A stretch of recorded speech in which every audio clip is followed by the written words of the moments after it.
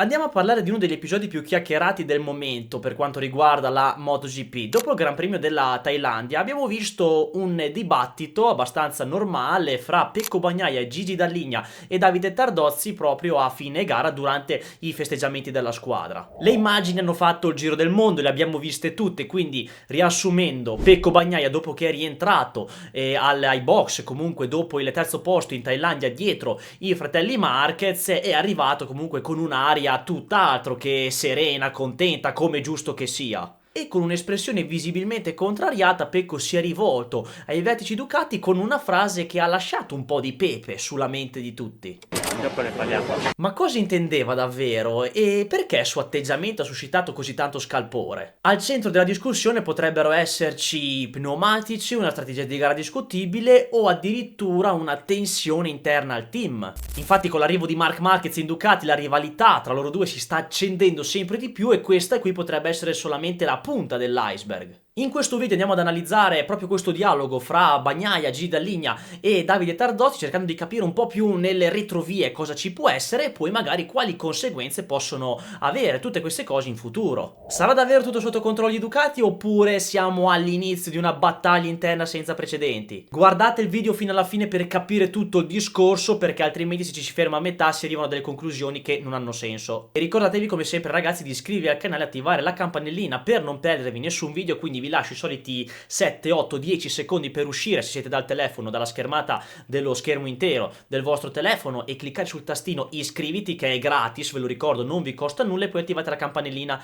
delle notifiche. Mentre invece magari se siete dalla TV a guardare i video col telecomando vi basta fare 2-3 clic per arrivare sul tasto iscriviti e siete a posto. Ambientazione un po' rossa come state vedendo, così come la mia felpa, proprio per parlare della Ducati, ma la mia felpa non si riferisce alla Ducati ma è una felpa che riguarda il calcio, riguarda la Bayern Monaco, proprio per dirvi che è molto importante anche iscriversi anche all'altro canale dedicato solamente al calcio, perché se escono dei video su questo canale è anche grazie al supporto che c'è nell'altro, quindi è una cosa reciproca, quindi se siete appassionati anche di quello andate a iscrivervi all'altro canale anche. E infine poi partiamo con il video per vedere contenuti che magari sono esclusivi, che qui non pubblico, per vedere anche la mia bellissima persona. Ci sono i miei social Instagram e TikTok, li trovate in descrizione per andarmi a seguire, che anche lì è molto importante perché dobbiamo crescere anche lì, dai, forza. Prima di partire, ma rimaniamo sempre in tema MotoGP, è bella fresca la notizia che Pirelli diventerà il fornitore esclusivo ufficiale di gomme a partire dal 2027 della MotoGP, oltre a Moto3 e Moto2, e poi si includerà anche la Moto E. Quindi lascia Michelin la situazione, non rinnoverà il contratto e vi dico, era da dire per varie cose e dico anche era ora, per tutti i problemi che ci sono stati con Michelin in questi ultimi tempi, e dico che era da dire perché non ci sono mai state delle avvisaglie su un possibile rinnovo del contratto da parte di Michelin, dato che scade nel 2026. Di questo infatti ve ne avevo parlato nel video dove parlo un po' di tutti i problemi che ha la MotoGP di oggi, tutti, magari alcuni me li sono scordati, quindi per non perdervi nulla ve lo ricordo, iscrivetevi che è gratis, tanto non vi costa nulla. Prima di quell'episodio fra Bagnaia, Dall'Igna e Tardozzi ce n'è stato un altro che ha fatto suscitare un po' di commenti, ed è l'episodio in cui proprio il team manager della Ducati si è avvicinato a Marc Marquez nel parco chiuso dicendogli qualcosa tappandosi la bocca. Una delle prime ipotesi che sono saltate fuori è che Tardozzi abbia detto all'8 volte campione del mondo qualcosa tipo non dire nulla, non dire niente. Ma su cosa? La prima ipotesi che è venuta fuori riguarda proprio le gomme, sul fatto non dire niente, sulla pressione delle gomme, sul fatto che tu ti sei messo dietro a tuo fratello per evitare di essere sotto il limite, quindi ti sei messo dietro per aumentare la pressione della gomma davanti. Dalle immagini si può vedere che Marquez annuisce, ma poi ai microfoni spagnoli Tardozzi ha spiegato che gli ha voluto solo fare i complimenti dicendogli grande, grandissimo, sei stato fantastico. Ovviamente una dichiarazione fatta solamente per evitare una fuoriuscita di polemiche. Non sappiamo se poi lui veramente tappandosi la bocca gli abbia detto qualcosa oppure intendesse qualcosa sulla pressione della gomma, ma sicuramente uno che si tappa la bocca così davanti non è che gli fa i complimenti, almeno a mio parere. Gli avrà detto qualcos'altro sicuramente, che sia la pressione o non lo so, però sicuramente non è che va poi ai microfoni a dire la verità. Dice quelle cose solamente per evitare di far partire un polverone, poi che siano stati complimenti veramente o la pressione della gomma, non lo so, magari era anche dell'altro. Poi il famoso confronto a fine gara, ripreso dalle telecamere di Sky. Sì, bravo, però comunque quando sei sul podio comunque qualcosa di bello. Già, ma comunque tocchiamo importante. Va benissimo, però adesso voglio capire cosa è successo. sulla gomma. Ecco, ci guardiamo. Dopo ne parliamo. Ok. Una curiosità è proprio il linguaggio del corpo di Bagnaia, analizziamolo un secondo. Guarda fisso negli occhi Gigi Dall'Igna, con uno sguardo come se stesse dicendo: non me la state raccontando giusta, c'è qualcosa sotto. Poi adesso sembra che Michelin abbia proprio messo un diktat sulle dichiarazioni, una vera e propria dittatura, non si può neanche menzionare la parola gomma. Già il fatto che dall'anno scorso hanno voluto mettere la censura sul non appunto parlare di problemi di gomme fallate, tutti questi problemi qui che ci sono stati alla fine del mondiale del 2023, la dice lunga ed è una cosa che mi fa imbestialire. Ma facciamo subito delle considerazioni e togliamo ogni discorso da bar del tipo ecco Marquez ha una moto diversa da quella di Bagnaia, Bagnaia lo stanno sabotando, ora è un secondo pilota, è diventato il gregario e tutto il resto. Uno perché non ha senso fare questi discorsi perché è passata solamente una gara e sembra che siamo già arrivati alla 22esima, due perché comunque Ducati è un'azienda professionale, queste cose non le fa, tre perché comunque Gigi Dall'Igna è un uomo di parola e queste cose non le fa. Non è che non darà più una mano a Bagnaia, anzi secondo me è il contrario, poi lo staff di Ducati ai microfoni è ovvio